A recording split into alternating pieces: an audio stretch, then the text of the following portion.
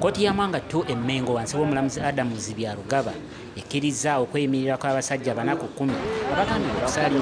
Kkooti ya Mwanga 2 emmengo wansi w'omulamuzi Adamuzi Byalugaba ekkiriza okweyimirira kw'abasajja 4 ku 10 abagambibwa okusalimbira ku kkanisa y'omusumba Robert Kayanja owa Miracle Center go eggaanyi Ssentongo. Kigambibwa nti ng'ennaku z'omwezi 17 omwaka 2021 abavubuka Peter Serugo, eggaanyi Ssentongo, Moses Semanobe, Kalifa Label, Alex Wakamala, Martin Kagolo, Isreal Wasswa, Jamil Mwanda ne Agre Kanene basalimbira ku kkanisa y'omusumba Kayanja owa Miracle Center era ne boogera n'ebigambo ebyakalebule n'ekigendererwa eky'okwonoona erinnya lye.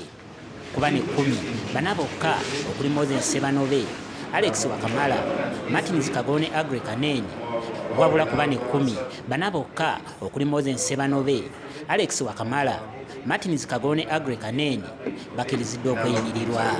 Omulamuzi agaanye okumuwa okweyimirirwa ngono abadde Isreal Wasswa ngono yali mukuumi era nga mukozi wa Pastor Ssenyonga. Omulamuzi agaanye okumuwa okweyimirirwa ngono abadde n'emisango emirala kyawerenemba nagyo omubadde gwobubbi. Bano nga bayita munnamateeka waabwe Robert Ojambo basabye ensonga zaabwe zikolebweko yadde nga state Caroline Mpumire abadde agaanye okubeeyimirirwa. Era omulamuzi bano abataddeko ekibaluwa kubavunaana kubaddeko babiri Henry Elias ne Jamil Mwanda tebabadde mu kkooti era omulamuzi bano abataddeko ekibaluwa kibakuntumye.